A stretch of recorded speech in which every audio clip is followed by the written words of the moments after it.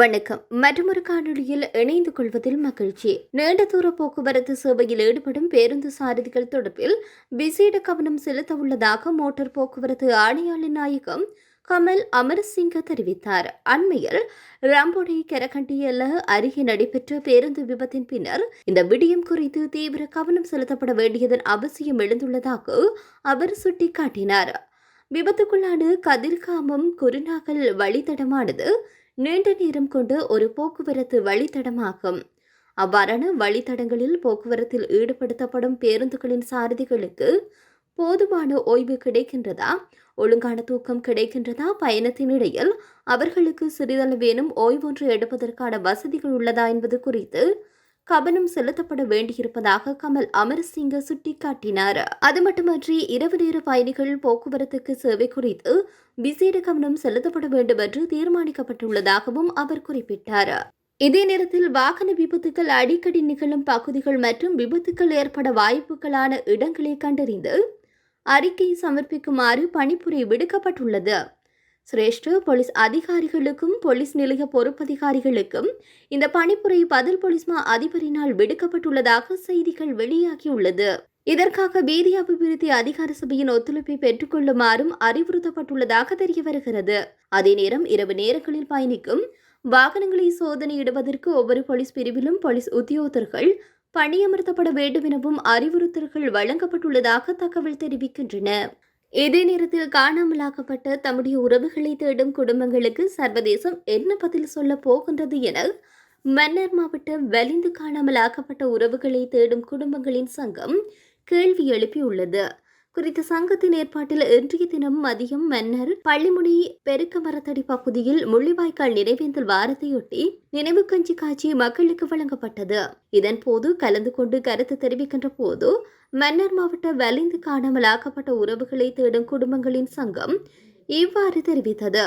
குறித்த சங்கத்தினர் மேலும் தெரிவித்ததாவது, வலிந்து காணாமலாக்கப்பட்டவர்களின் ஒவ்வொரு தாய்மாரும் பாதிக்கப்பட்ட ஒவ்வொரு தமிழினமும் கொல்லப்பட்டு அழிக்கப்பட்ட அந்த முள்ளிவாய்க்கால் மண்ணில் ரத்தமும் சதையும் சிந்தப்பட்டு அந்த நாளை கடந்த 16 வருடங்களாக ஒவ்வொரு தமிழ் உறவுகளும் நினைவு கூர்ந்து கஞ்சி காட்சி வழங்கிக் கொண்டிருக்கின்றோம். இந்த கஞ்சி 16 வருடங்களுக்கு முன் ஒரு பிடி அரிசி கூட கிடைக்காமல் இருந்த அரிசியை வைத்து தண்ணீர் ஊற்றி உப்பும் இல்லாமல் அங்கிருந்த அமைப்புகள் குறித்த கஞ்சியை பொதுமக்களுக்கு வழங்கியுள்ளனர்.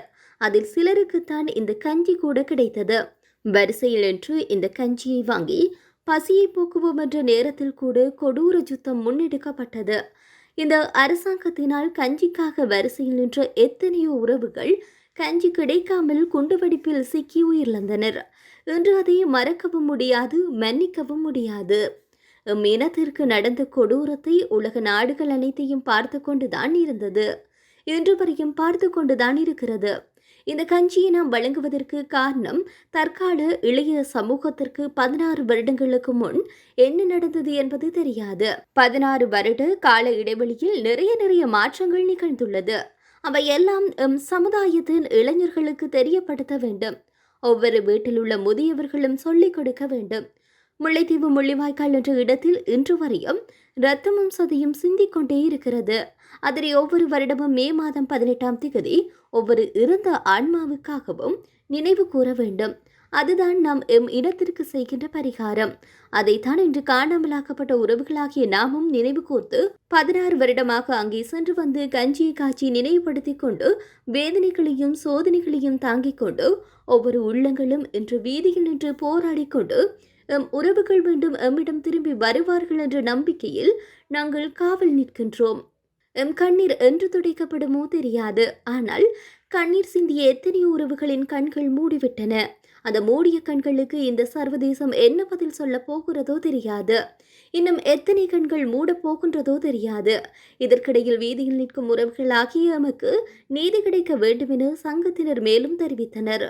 இதே நேரத்தில் தேசிய மக்கள் சக்தி அரசாங்கத்தின் அமைச்சர்கள் சிலர் தொடர்பில் கடுமையான அதிருப்தி கொண்டுள்ளார். பொதுமக்கள் மத்தியிலும் ஊடகங்களில் சிறுபிள்ளைத்தனமான கருத்துக்களை வெளியிடும் ஆளுங்கட்சி அரசியல்வாதிகள் தொடர்பில் ஜனாதிபதி இவ்வாறு அதிருப்தி கொண்டுள்ளார். கடந்த உள்ளூராட்சி மன்ற தேர்தலின் பின்னர் நிலந்தி கொட்டகச்சி உள்ளிட்ட நாடாளுமன்ற உறுப்பினர்கள் பிரதி அமைச்சர் ஒருவர் 2 அமைச்சர்கள் ஆகியோரை வரவழைத்து இதுகுறித்து தன்னுடைய அதிருப்தியை ஜனாதிபதி நேரடியாகவே வெளிக்காட்டியுள்ளார்.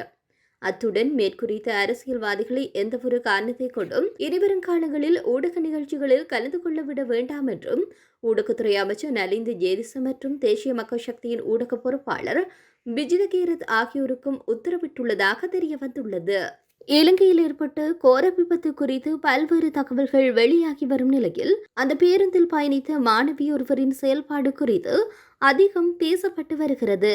கம்பளி நுவரெலியா பிரதான வீதியில் ரம்பொட பள்ளத்தில் கவிழ்ந்த பேருந்தில் குழந்தையை காப்பாற்றி போராடிய தாய் இறுதியில் சிகிச்சை பலனின்றி உயிரிழந்தமை பெரும் சோகத்தை ஏற்படுத்தி இருந்தது.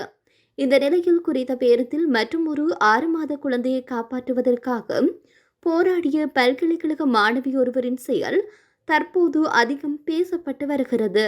பல்கலைக்கழக மாணவி ஒருவர் பேருந்தில் சிக்கிய 6 மாத குழந்தையை மக்கள் மீட்க வரும் வரை தனது ஒற்றை கையால் தாங்கிய நிலையில் உயிருக்கு போராடியுள்ளார். பதுளை இந்த கொடுவையை சேர்ந்த நிஷாடி பல்கலைக்கழகத்தில் 2ஆம் ஆண்டில் கல்வி கற்கும் மாணவியை இந்த செயலை செய்துள்ளார். குறித்த மாணவி தன்னுடைய 2ஆம் ஆண்டு தேர்வுக்காக பல்கலைக்கழகத்திற்கு திரும்புவதற்காக வீட்டை விட்டு வெளியேறிய போதே இந்த விபத்தில் முகம் கொடுத்துள்ளார் என அவருடைய தாயார் தெரிவித்தார். அந்த கொடூரமான சம்பவம் தொடர்பில் நிஷானி தெரிவிக்கையில், நான் பேருந்தின் நடுவில் அமர்ந்திருந்தேன். திடீரென்று பேருந்து சாய்ந்து கவிழ்ந்து ஓடத் தொடங்கியது. சுமார் 2 சுற்றுகளுக்கு பிறகு நான் தூக்கி எறியப்பட்டேன். நான் இடையில் சிக்கிக் கொண்டேன். என் தலையில் காயம் ஏற்பட்டது என பயந்து என் தலையை கீழே திருப்பினேன். பேருந்து கவிழ்ந்து நின்ற பிறகு நான் எழுந்திருக்க முயற்சித்தேன். என்னால் கையை உயர்த்த முடியவில்லை. எனது வலது கை ஆடுவது போல் உணர்ந்தேன். நான் என் இடது கையின் உதவியுடன் ஒரு இடத்திற்கு பிடித்து நின்றேன். அப்போது பேருந்தில் இருந்த ஒருவர் ஒரு சிறு குழந்தையை சுமந்து கொண்டு வந்தார். அந்த குழந்தைக்கு உரிமையாளர் இல்லை. அந்த குழந்தையை பார்த்து கொள்ளுமாறு கூறினார். என்னால் கைகளை அசைக்க முடியவில்லை. நான் தரையில் அமர்ந்தேன். குழந்தையை தாங்கிய நபர் குழந்தையை என் மடியில் வைத்தார். நான் என் இடது கையால் குழந்தையை அணைத்துக் கொண்டேன். வெளிச்சம் படிப்படியாக வந்தது. குழந்தையை வலியால் அளவிடாமல் என் கைகளில் ஏந்தி கொண்டேன். நுவரெலியாவில் குளிராக இருந்தாலும் என் அரவணைப்பிற்காக அந்த குழந்தை என்னை அணைத்துக் கொண்டது. நான் சுமார் 45 நிமிடங்கள் அப்படியே ஒரு கையால் குழந்தையை தாங்கிக் கொண்டேன். ஒரு சந்தர்ப்பத்திலும் கீழே விடவில்லை. உள்ளூர்வாசிகள் வந்து எங்களை வீதிக்கு அழைத்து சென்றனர். குழந்தையின் நானும் கொத்மலை மருத்துவமனைக்கு கொண்டு வரப்பட்டோம். இந்த குழந்தையின் தாயை கண்டுபிடிக்குமாறு கூறினேன். அவர்கள் குழந்தையை எடுத்துக்கொண்டார்கள். பின்னர் நானும் இன்னும் சிலரும் ஆம்புலன்ஸ் மூலம் கம்பளி மருத்துவமனைக்கு அழைத்து செல்லப்பட்டோம் என அவர் குறிப்பிட்டார். இந்த சம்பவத்தை நேரில் பார்த்தவர்கள் இந்த குழந்தை அந்த மாணவியின் குழந்தை என நினைத்தனர். வலியால் துடித்துக் கொண்டிருந்த மாணவி குழந்தையின் உயிரை காப்பாற்றும் வரை போராடியுள்ளார் என குறிப்பிட்டுள்ளார். அந்த குழந்தை யாருடையதாக இருந்தாலும் அதனை காப்பாற்றி போராடிய அந்த போராட்டத்திற்கு பிரதமர் மாணவியை பாராட்டி இருக்கின்றார்.